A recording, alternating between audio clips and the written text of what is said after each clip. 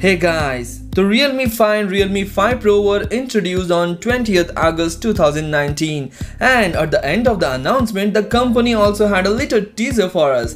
That is, it confirmed its 64MP quad camera smartphone that is an enhanced version of Realme X, that is Realme XT. The function ended with the Green Day song Wake Me Up When September Ends, which is a clue that this phone will come at the end of September or in October 2019. The phone is dubbed 64MP quad camera expert and will have an Samsung's new ISO cell bright GW1 sensor. Since the hands-on video of this 64MP quad camera setup is already leaked online and they have also shown the quality of pictures it can shoot with some samples, this is an incredibly amazing quad camera phone that is coming with an aggressive price tag.